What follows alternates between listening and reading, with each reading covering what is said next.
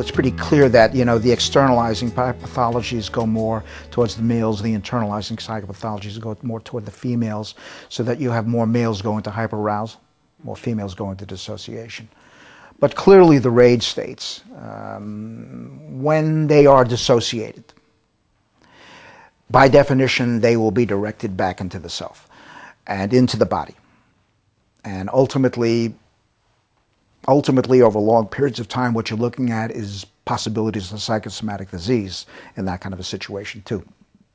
So yes, I mean, if the anger can't even be felt in the body as part of the self, then it can't even be communicated, it can't even be used as an effective defense mechanism, as an effective coping mechanism here, etc., and very frequently. So what I would think is that ultimately what we're looking at internally when there are these high states of hyper-arousal, if these were of the aggressive systems, the normal aggression system, which is lateralized on the right side, incidentally, now you're talking about between the right orbital frontal cortex down into the hypothalamus, etc.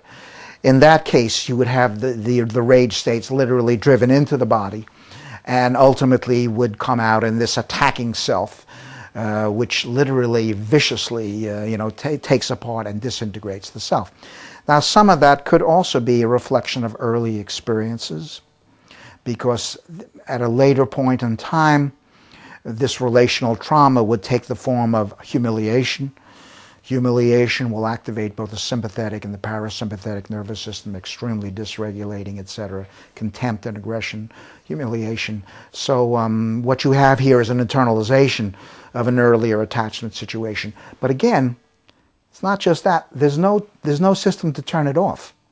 There's no system to turn it off. No higher system that the person can use. And also, because the person is sealed, so to speak, there's no way that one can reach out to another and take in the comfort. And on that matter, I want to make another point to that. It's the inability to take in the comfort. I mean, we're always... what normal intimate dyads do is we co-regulate our states with each other. We co-regulate our states with each other.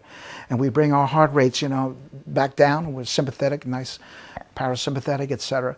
But the key there is taking in comfort. Well, these patients, because of their sealed world, because of dissociation, are not able to take in the comfort. And that becomes a critical issue. And incidentally, that would be tied right into the safety and trust issue also.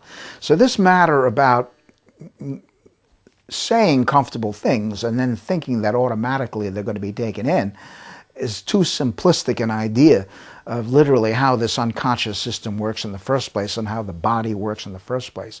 Remember, again, the pathology here, the severe deficit, is not in the conscious left hemisphere. That's still running along. It's now literally in the unconscious system itself. It's on the system which non-consciously processes information, which anticipates, etc. And the question is, how do we work directly in that system with our own system, right brain to right brain?